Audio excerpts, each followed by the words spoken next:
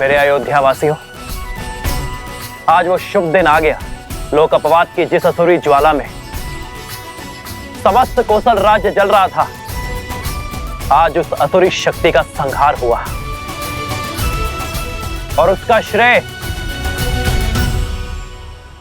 देवी सीता को जाता है।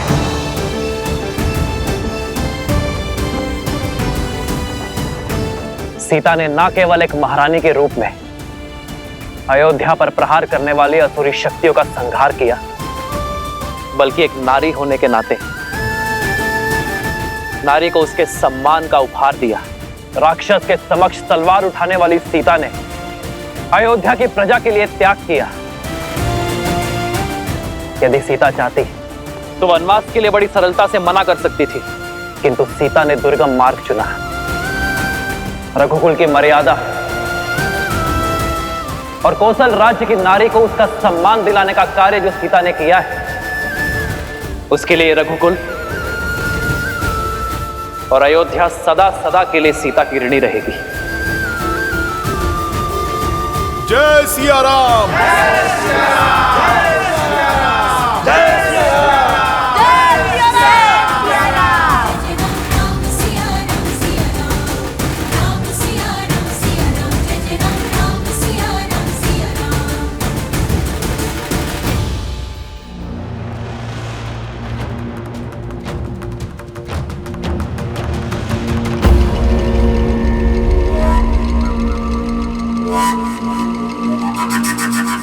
उठो पिंगलाक्ष, तुम्हारा तप पूर्ण होने का समय आ गया है।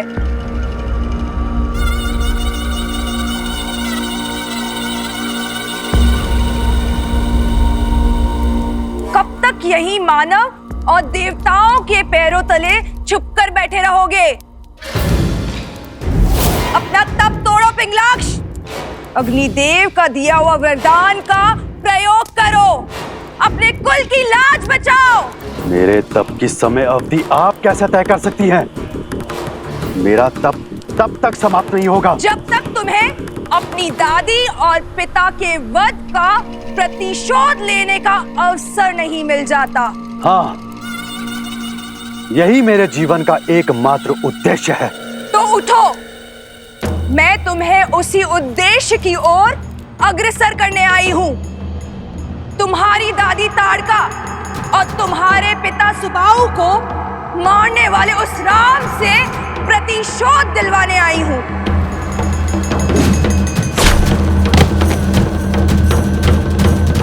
उस राम ने ही तुम्हारी दादी और पिता को मारा है, तुम्हारे जीवन में विध्वंस बोया। अब मैं तुम्हें प्रतिशोध लेने का अवसर देती हूँ, उसके पुत्रों को मारने का मार्ग बताती हूँ। पुत्र राम, अयोध्या की इस पीढ़ी और इसके बाद की पीढ़ी दोनों की एक ही मंशा है, सिया राम के पुनर्मिलन का महोत्सव। इनकी इच्छा पूर्ण करोगे ना? हाँ हाँ, महोत्सव तो होना ही चाहिए। हाँ अवश्य होना चाहिए। हाँ अवश्य होना चाहिए। अवश्य होना चाहिए।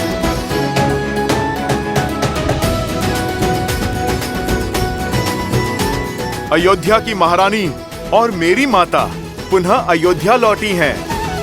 अपूर्ण अयोध्या आज पूर्ण हुई है। महाउत्सव तो होना ही चाहिए। हाँ भव्य उत्सव होना चाहिए।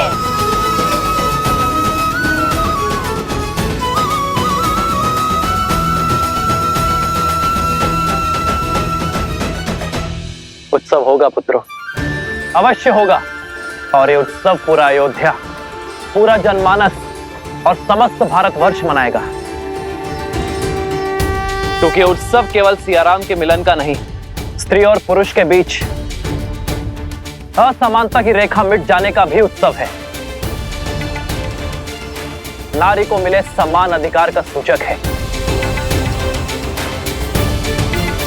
अयोध्या अभी सुख के रस में डूबी है, उत्सव मना रही होगी और अब हम उनके आनंद को स्वाहा करेंगे, उनके उत्सव को शोक में बदलेंगे। राम और उसकी सेना को युद्ध भूमि में हराना असंभव है। उसके पुत्रों को अयोध्या से बाहर कैसे लाओगी? वो तुम मुझ पर छोड़ दो, शीघ्र ही तुम्हें वो अवसर प्राप्त होगा। तुम केवल अपनी सेना को सज्ज करो।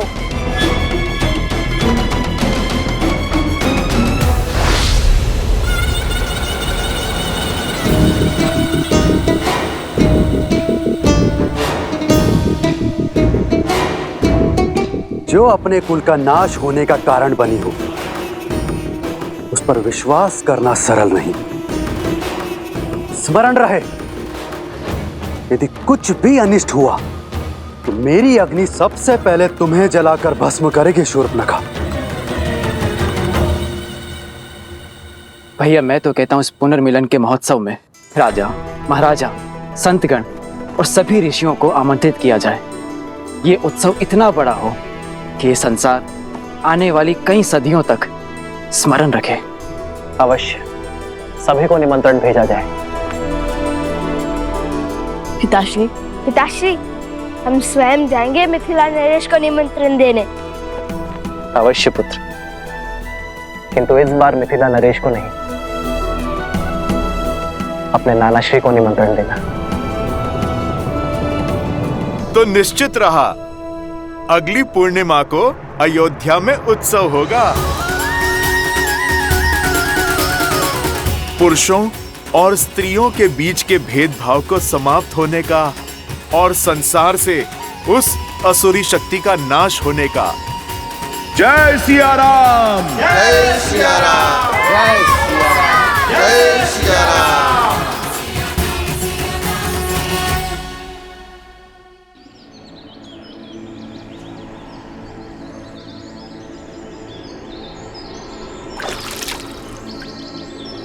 पिताश्री, शीघ्र कीजिए ना, चलना है।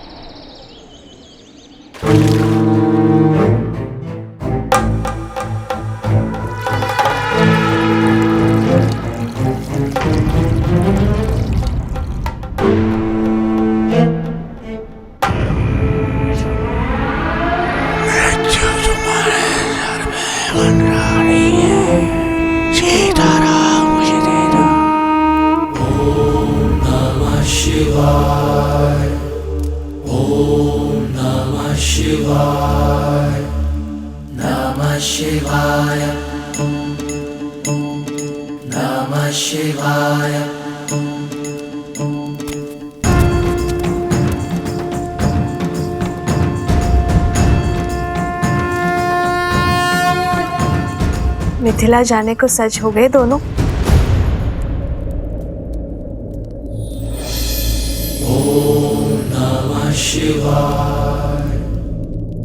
मैंने, तुम बोलो।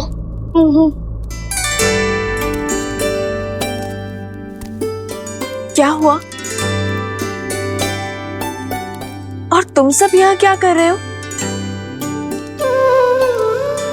माता, वो हम सभी का मत था कि जाने से पूर्व आपके हाथों से बना स्वादिष्ट भोजन मिल जाता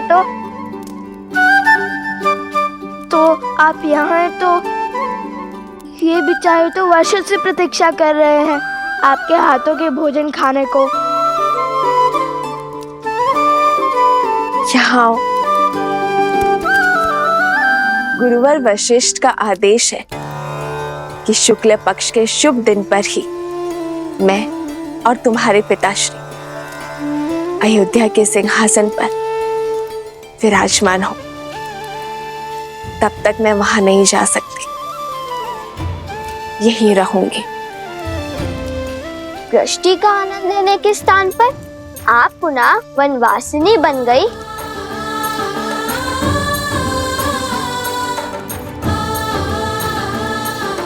यदि मैं क्षण भर के लिए भी अयोध्या की महारानी का कार्यभार नहीं उठा सकती, तो मैं क्षण भर के लिए भी उस पद के साथ मिलने वाले सुख की अधिकारी नहीं हूं पुत्र। और यहाँ तो प्रश्न पूरे 16 पहर 2 दिवस का है। कितने उत्सुक थे आपके हाथ का भोजन ग्रहण करने के लिए, इतना सुना था हमने। जहाँ एक क्षण बिताना भी असंभव है, वहाँ 2 दिवस कैसे काटेंगे हम?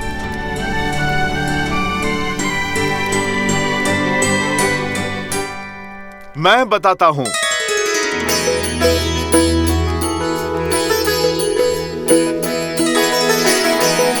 हनुमान जी,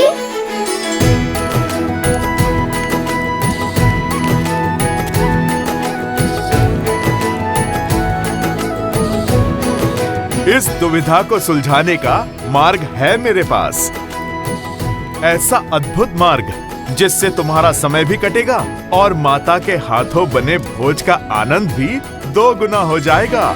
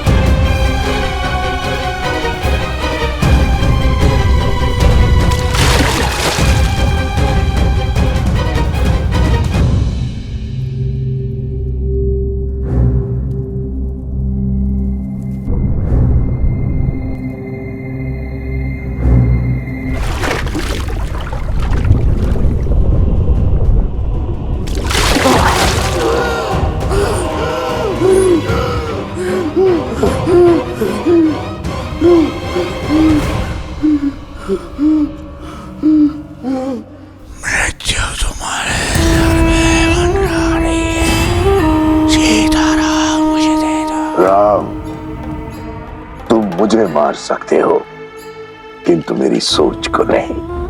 मेरे रक्त की एक एक बूंद में द्वेष, लोक अपवाद और पाप शक्ति समाहित है। और जब तक मेरे रक्त की एक बूंद में इस व्यक्ति की धमनियों में समाहित है, तब तक मैं पराजित नहीं होऊंगा।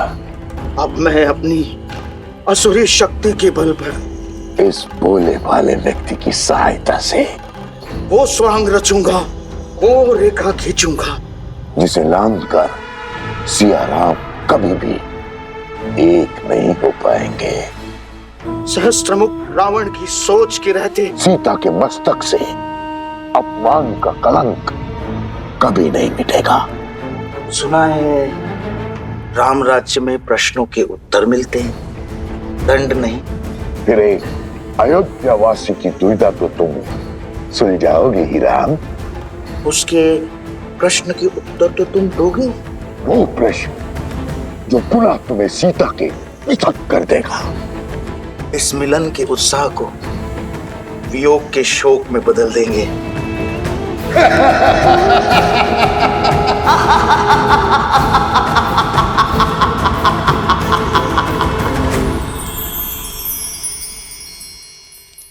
ये देखो बालकों, एक नहीं 2 उपाय हैं। पहला उपाय ये है, तुम सब लवकुश के साथ मिथिला चले जाओ। मिथिला? और दूसरा ये जो मैंने माता सीता से ही सीखा है। सब लो।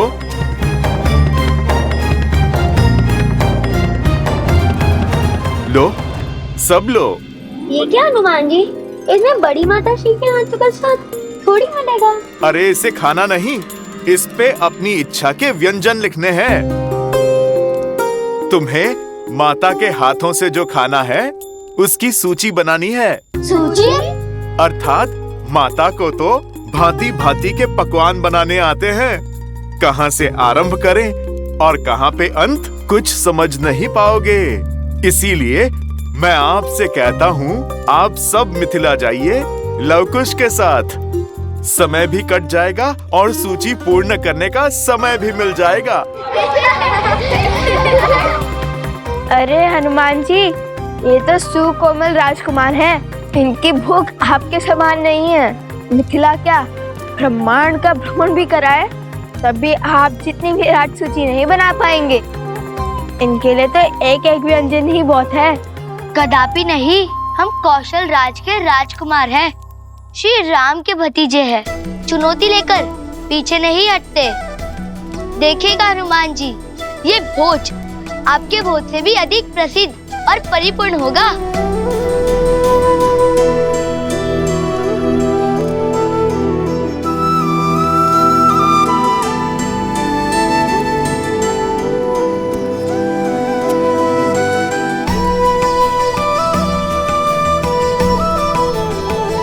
आयुष्मान भव। अपने नाना श्री को मेरा नमन कहना। अवश्य माता, हम मिथिला नरेश को। कुश, हर बार नाना श्री को मिथिला नरेश क्यों कहते हो? नाना श्री कहो।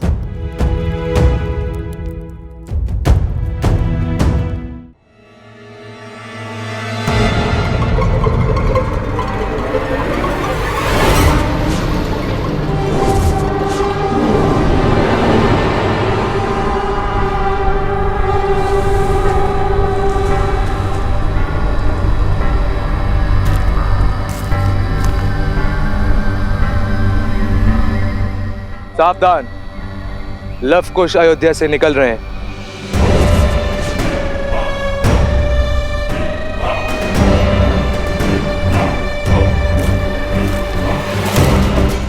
कहा था ना मैंने कि प्रतिशोध प्रतीक्षा में है, अवसर शीघ्र ही मिलेगा।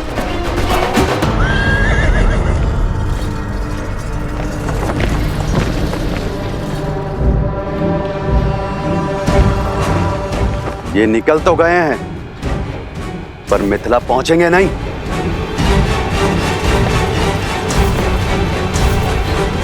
आगे बढ़ो। नहीं, इन्हें यहां मारने से क्या मिलेगा? संसार समझेगा कि कुछ असुरों ने अपना प्रतिशोध लेने के लिए इन्हें यहां मार डाला। प्रतिशोध की अग्नि तो तब शांत होगी जब इन्हें इनके परिवार वालों के सामने उस भूमि से निकली हुई सीता को अपने घर और जीवन में स्थान देने वाले जनक के सामने मारेंगे, और तब जाकर असुरों की खोई हुई प्रतिष्ठा और संसार के मन में हमारा भय पुनः लौटेगा।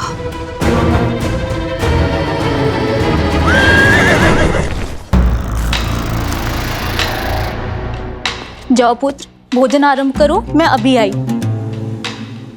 देखिए ना, कितने दुर्लभ पुष्प लेकर आई हूँ। आधे माह तक सुगंध देते हैं ये और मुरझाते भी नहीं है।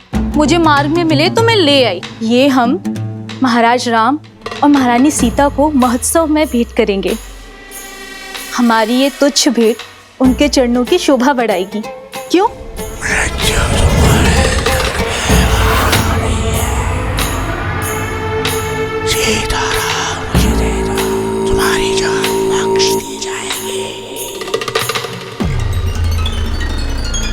उपहार तो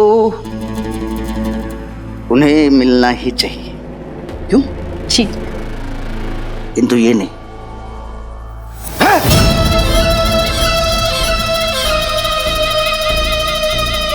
क्या कर रहे हैं आप?